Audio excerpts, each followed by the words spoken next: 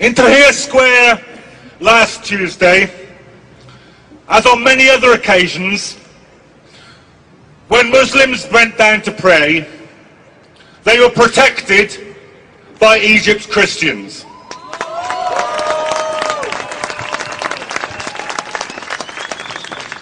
Tomorrow, I've just received this message from my friends in Tahrir Square right now. They have decided that tomorrow will be a day for the martyrs, and that a mass, a Christian mass, will be said in Tahrir Square, and the Christians will be protected by the Muslims.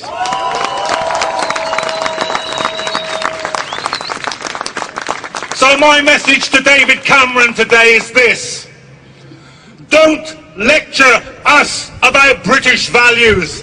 I'm interested in Egyptian values. I'm interested in the values of the Egyptian revolution.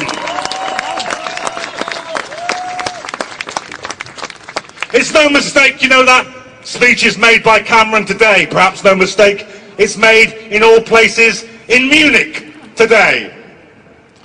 Because the BBC rants this morning about the threat of the Muslim Brotherhood taking over in Egypt, and at the same time the Prime Minister of Britain is ranting in Munich about the threat from the enemy within. Now let's be absolutely clear. What every Muslim I talked to said in Egypt, what every Christian I said to talked in Egypt, what every socialist I talked to said in Egypt, what every trade unionist I talked to in Egypt said, this is a people's revolution against the plutocrats, the murderers, the torturers, the globalizers, the corporations. That's the revolution in Egypt. What incredibly brave people they are. What incredibly brave people they are. Organised so brilliantly. When I went into Tahrir Square, as Tarek said, there was cooperation between the army, at least some of the rank and file soldiers. The rank and file soldier, the squad, he asked to see my identity. I showed him my passport.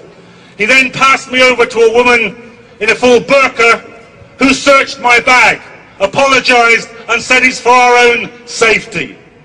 Now I recommend this policy to the British Airports Authority. I would feel safer if instead of searching women in burqas, they allowed women in burqas to do the searching. That would be a value worth having in Britain today. And we all know what the link is between this and war. Because just imagine this for a moment.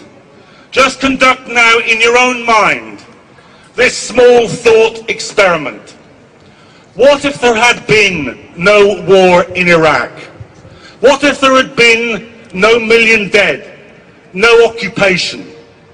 What would now, after Tunis, after Cairo, after Egypt, what would the headline that we would be reading say?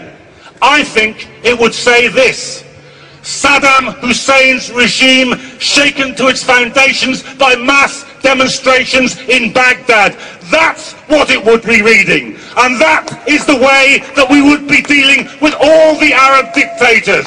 It is people power. It is the power of revolution. It is the power of self-organisation, which is the only way that it is worth getting rid of dictators. Now the Egyptian revolution as we speak is on a knife edge.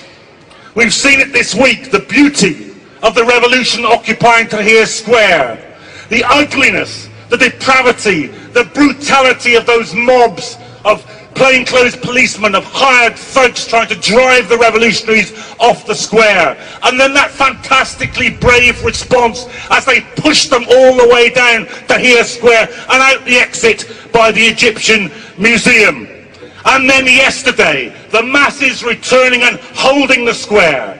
Today, as we meet here, they're arguing with the army officers. A senior army general has just spoken from the platform in Tahrir Square and said, I'm worried you're being manipulated. But the people there are chanting, We won't go until he goes. We won't go until he goes. The soul, the heart, the existence of the Egyptian revolution is at stake. And every last thing that we can do, every last protest, every last meeting, every last letter, every last message, you must do it.